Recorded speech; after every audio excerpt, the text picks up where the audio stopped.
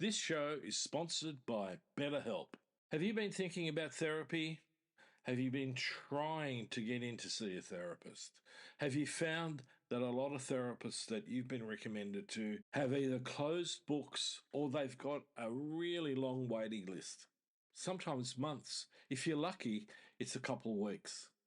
Now, what if there was an alternative that gave you quicker access and at your convenience? So when starting to think about looking for a therapist, try BetterHelp. It's entirely online, designed to be convenient and flexible to your schedule needs. So just fill out the brief questionnaire and get matched with a registered therapist. You can also switch therapists at any time for no additional charge. So get moving with therapy and visit BetterHelp. BetterHelp.com/Gunter today will give you 10% off your first month. That's BetterHelp, HELP.com/Gunter, GUNTER. Listening to Inspire Change, a broadcast that strives to educate, motivate, and empower men to challenge traditions of masculinity. To guide us through the intricacies and intersections of emotions, relationships, and male identity is renowned psychologist, author, and speaker Gunter Swoboda. This is Inspire Change. Before I begin the actual podcast, I would like to respectfully acknowledge the Gadigal people of the Eora Nation, who are the traditional custodians of the land on which I work. I would also like to pay my respects to their elders past and present. Welcome everybody to another episode of Inspire Change with Gunter. I'm your host. I want to pick up from our last episode with the wonderful Karen Sander and the impact of storytelling on personal development and social transformation. Today, I'm actually going to take a bit of a deep dive into my first novel, an epic historical novel called Mountains of the Sea. It's set in the mid-18th century, and as I said, it was my first approach to writing a novel. And it was fundamentally inspired by my love and devotion to the sea and the cultures of the Pacific. My aim initially and throughout the book was that the story was to captivate with its adventure and the intrigues, and to serve also as a powerful tool for understanding oneself. Mountains of the Sea basically takes us deep into pre-colonial Hawaiian culture, and as it's seen through the eyes of Walter Beaumont, an English aristocrat, second-born English aristocrat, and that's important in the story, who basically embarks on a transformative journey. When we first meet, Walter is a spoilt brat, basically. Now, the story does more than just recount historical events. What I hoped to do was to pull us into the personal evolution of a man who faces the unknown, and where he needs to change and make profound, deep changes to who he is, to learn fundamentally deep courage and curiosity. So initially, Walter, our hero, is quite comfortable within the rigid confines of his European society, but there is a deep-seated discontent that leads him fundamentally to lead a life of, as I put it in the story, of debauchery. And for whatever reason, he ends up having to escape those confines. And his journey takes him to Hawaii, where both the journey and Hawaii challenges every preconception he has about life, leadership, and most importantly, love. Now, the metaphor is that in this journey, he learns to navigate the giant swells of the sea. to master the mountains of the sea. And in doing so, he also learns to navigate the tumultuous changes in his life. Now, the beauty of storytelling, especially through historical fiction like Mountains of the Sea, lies in its dual capability to both educate and to engage. You know, reading books in some ways, in some areas, and especially with boys and men, has become almost a dying practice. And I want to inspire boys and men to get back into reading books and not just clickbait, you know, in the doomsday scrolling that we engage in with our smart devices that aren't necessarily that smart. And in doing so, as a reader, we are not just passive observers, but actually, you know, we're active participants in learning to understand the emotions and motivations of the characters. Now, this engagement is what makes stories such a powerful psychological tool. The story elicits empathy. It enables us to become less binary about good, bad, but experience the characters and the character arc from many different angles, especially through the arc of change. Now, psychologists have found that engaging with stories tends to lead, as I said, to increased empathy, but also enhanced problem solving skills. And through that, we learn through our engagement with the character what to draw from to become more resilient. Walter's story basically mirrors the hero's journey. This is a concept that was put together by Joseph Campbell. And I'll go a little bit more in depth here about Campbell's hero's journey. Okay, so what's the hero's journey? I've talked about Joseph Campbell before, and he coined this pattern and brought the hero's journey to light in his book, The Hero with a Thousand Faces. The hero's journey is a template. Campbell calls it the monomyth that many stories across cultures follow. From ancient myths to modern movies, this is a narrative cycle that resonates deeply with human psychology. Think Star Wars, you know, Luke Skywalker, you know, his call to the adventure, which is the first place where the hero begins to get challenged, was getting off Tatooine. Right? Now, the journey, as I said, typically begins with a call to adventure, and that can be all sorts of stuff. In Walter's case, it was a particular event in the beginning of the story that forces him to make a decision.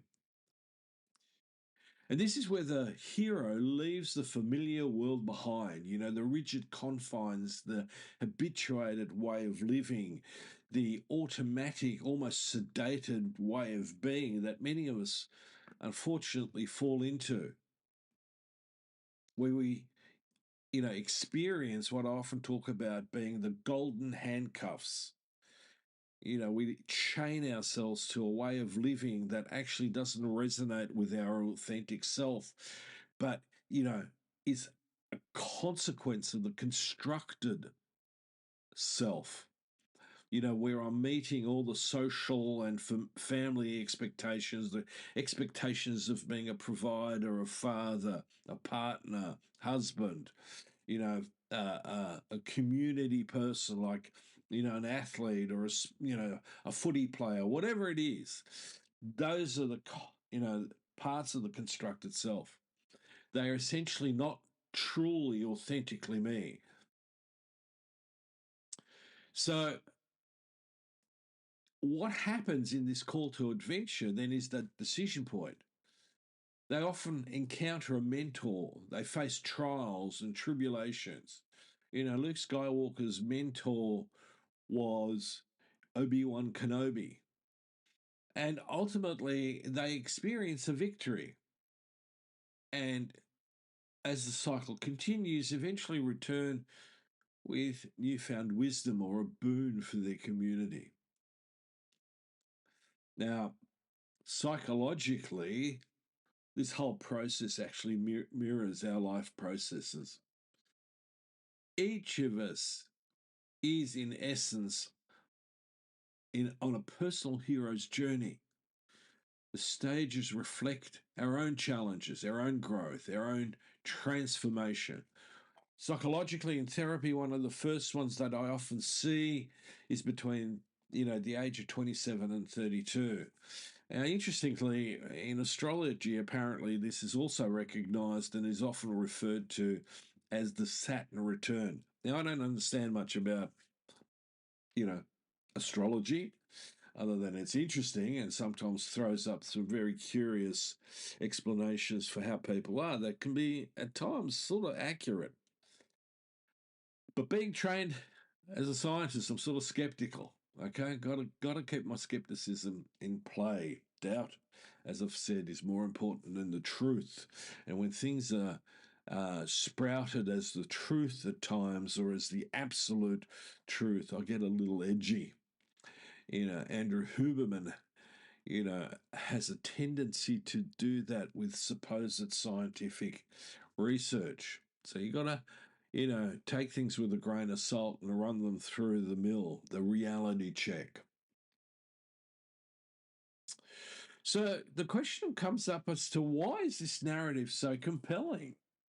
Well, studies in narrative psychology suggest that when we hear a story, our brain lights up, not only in the language processing parts, but also in the areas that we would use as if we were actually experiencing the events of the story.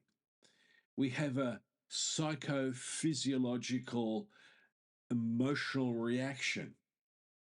This immersive experience can evoke deep, deep emotional responses and foster a profound connection to the narrative.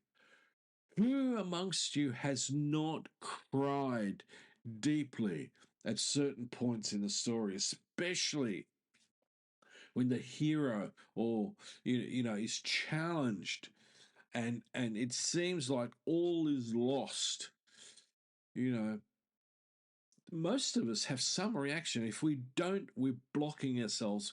We have sedated ourselves. We're not engaged with the story per se. So the story then and the connection to the story is not just merely entertainment. It has a profound therapeutic potential.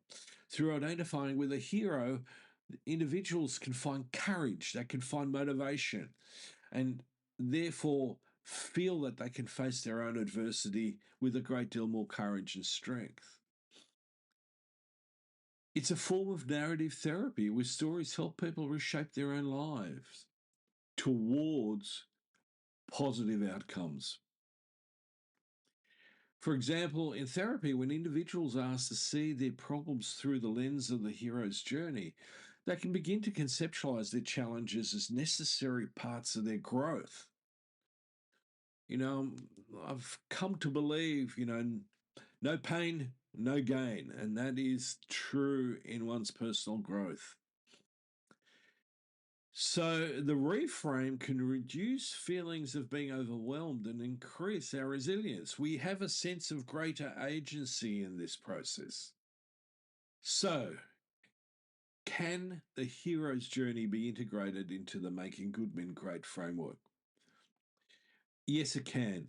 I'm a firm believer of that, and the novel bears that out.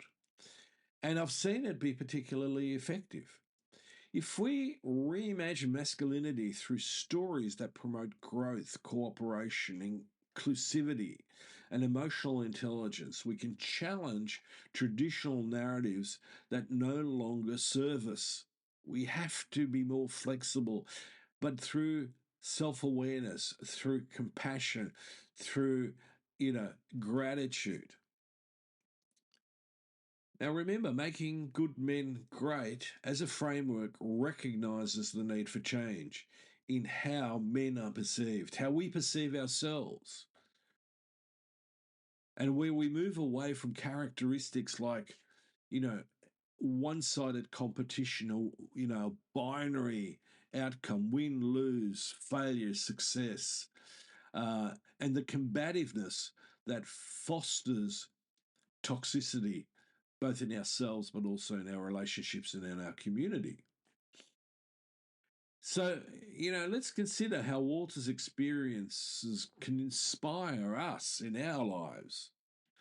Through his encounters with the native Hawaiians and their culture, Walter learns to value respect, to also experience humility as an essential part of his growth, and to become much, much more open-minded.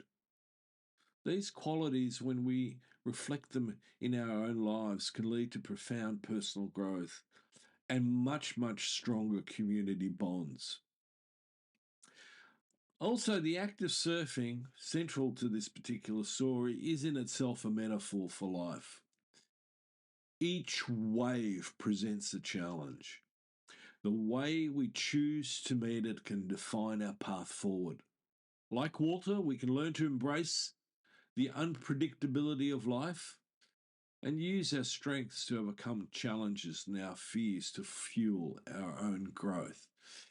But first of all, we need to dig deep and to go where we often are frightened to go.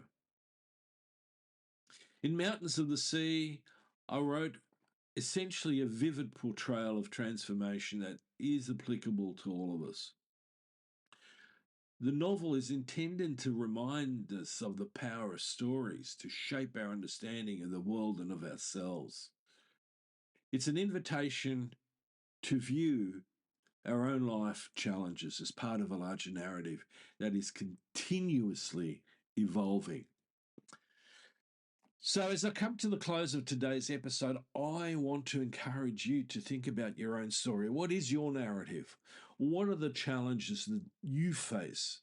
And how can they become opportunities for your growth and your transformation? Now remember, especially us men, let's not blame women, the universe, whatever. Let us take responsibility and let us own it. So how can stories that I engage with inspire me to change and grow? How can that work for you? And on that note, let me thank you for joining me again on Inspire Change with Gunter. If today's discussion inspired you, please share this podcast and join us again as we continue to explore storytelling and how we can transform our lives. We always have a story at the heart of it. So until next time, this is me signing off. Keep seeking change, keep growing, and keep sharing your story, especially with your children, your grandchildren, and, whoever else is willing to listen. And on that note, this is me signing off. Love to hear from you. And if you're interested, please check out my work on www.guntersvoboda.com or www.goodmengreat.com. Thank you for listening to Inspire Change, a broadcast that strives to educate, motivate, and empower men to challenge traditions of masculinity. For more information on the Making Good Men Great movement, or for individual or group coaching sessions with Gunter, visit goodmengreat.com. For inquiries regarding broadcast topics or appearing on the show, email Miranda at noirtainment.com. That's Miranda at NOIRTAINment.com.